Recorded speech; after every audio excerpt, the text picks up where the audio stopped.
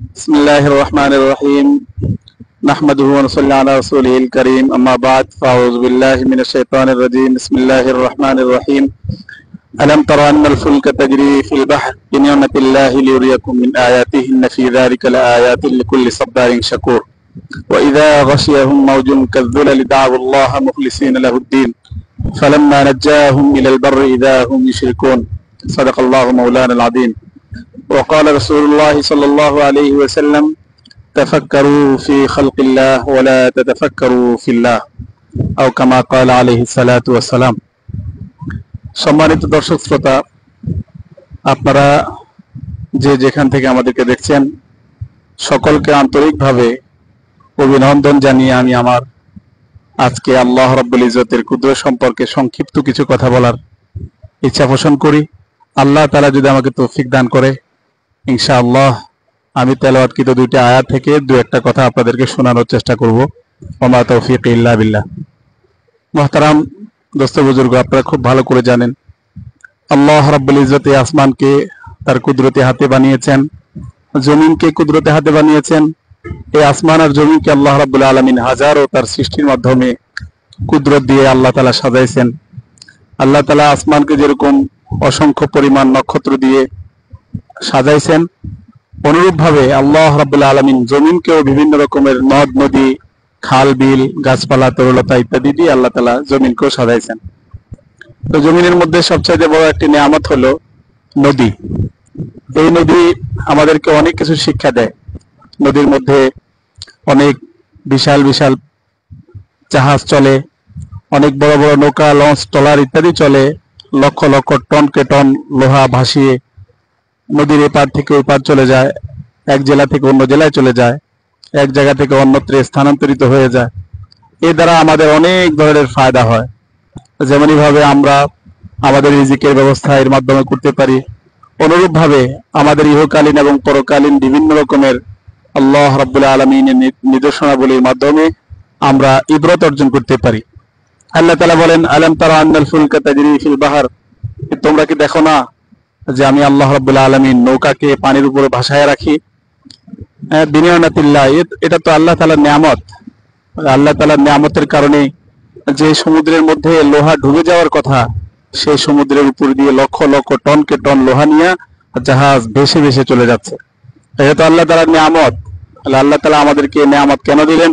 আমরা যাতে এই নিয়ামতের প্রতি একটু গবেষণা করি, চিন্তা করি, একটু রিসার্চ করি, গবেষণা করি। মানুষ যখন চিন্তা করে, গবেষণা করে, তো আল্লাহ রাব্বুল ইজ্জতের কুদরতের দরজাগুলি তার চোখের সামনে খুলে দেয়।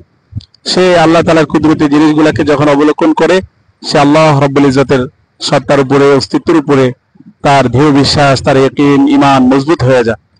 এই জন্য মেরে মুহতারাম দোস্ত, বলে সমুদ্রের মাঝে এরকম ভাবে কোটি কোটি টনকে টন লোহা নিয়ে বাসায় দেওয়ার মাধ্যমে আল্লাহ তাআলা বান্দার মনোযোগকে আকৃষ্ট করার চেষ্টা করেন। আল্লাহ তাআলা বলেন, ওয়াইদা গাশিয়াহুম মাউজুন কাযযুলাল, যখন এই সমুদ্রের মাঝে লক্ষ লক্ষ টনকে টন লোহা নিয়ে যখন জাহাজ চলে, হঠাৎ করে এরকম এক একটা ঢেউ চলে আসে যে এক একটা ঢেউ পাহাড় সমপরিমাণ হয়ে যায়, যেটা ইচ্ছা করলে মুহূর্তের ভিতরে বড় বড় জাহাজকে শেষ করে দিতে পারে, পানির অতল গভীর দেশে নিমজ্জিত করে দিতে পারে।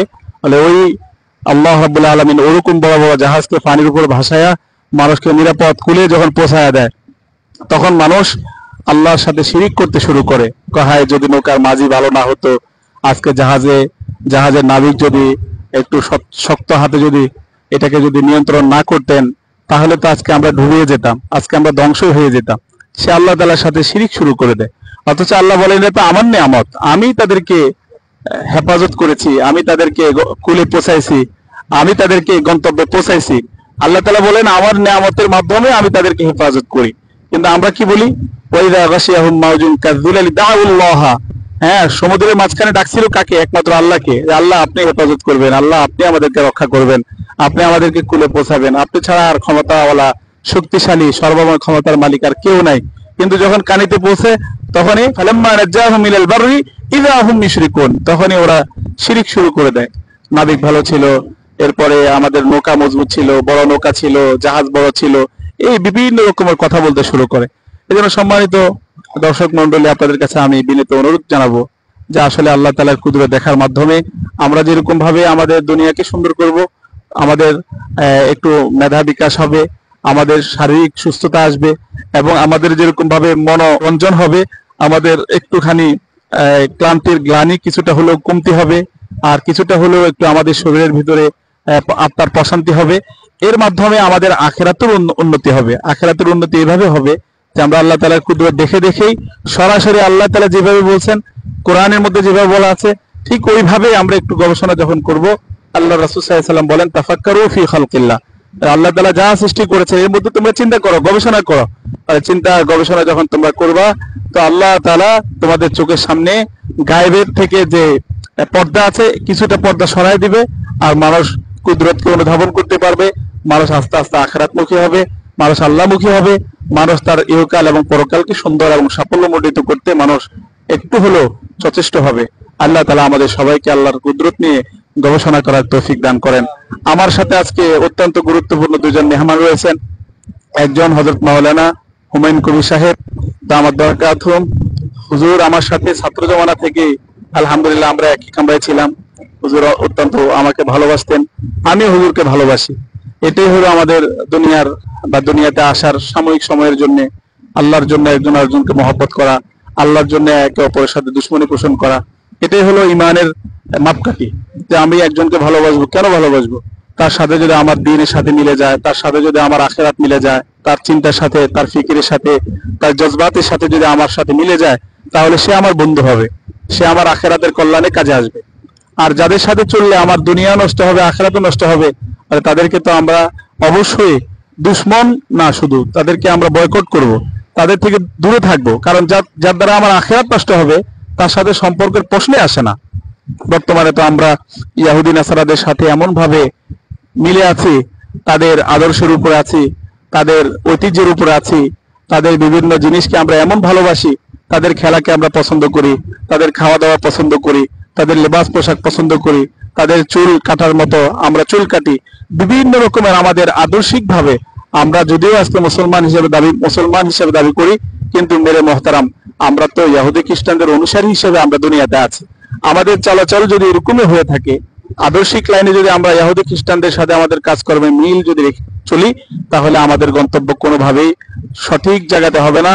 আমাদের লক্ষ্যবস্তু লাঞ্ছিত হবে এবং আমরা ক্ষতিগ্রস্ত হব। দুনিয়াও আমাদের ধ্বংস হবে, আখিরাতেও ধ্বংস হবে। আর আমাদের পরিণাম ফল অত্যন্ত ভয়াবহ হবে। আমাদের আখিরাতে ইহুদি নাসারাদের সাথে আমাদের পরকালে থাকতে হবে। আল্লাহ আমাদের সবাইকে এর থেকে বাঁচার, ইহুদি খ্রিস্টানদের অনুসারী হয়ে তাদের আদর্শিক, তাদের অনুকরণ থেকে আল্লাহ আমাদেরকে পূর্ণাঙ্গ মুক্ত রেখে আমরা যদি ইসলামের আদর্শের উপরে অটল অবিচল থেকে মৃত্যু পর্যন্ত থাকতে পারি, আল্লাহ আমাদের সবাইকে তৌফিক নসিব করেন।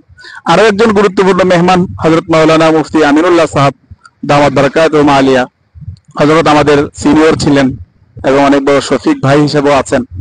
হযরত লক্ষ্মীপুর সিরাতুল জান্নার পরিচালক হযরতে আমাদের সাথে সফর করতে এসেছেন। আমরা এতে অত্যন্ত আনন্দিত। আল্লাহ তাআলা যাতে হযরতকে সুস্থতার সাথে নেক হায়াত দান করে। বিভিন্ন পরীক্ষার মধ্যে হযরত রয়েছেন, আল্লাহ তাআলা যাতে হযরতের বিভিন্ন পরীক্ষা থেকে পরিপূর্ণ উত্তীর্ণ হওয়ার তৌফিক দান করেন, এবং দুনিয়ার পরীক্ষার পাশাপাশি আল্লাহ তাআলা যাতে ওনাকে আখিরাতের পরীক্ষাগুলোর মধ্যে উত্তীর্ণ হওয়ার তৌফিক দান করেন।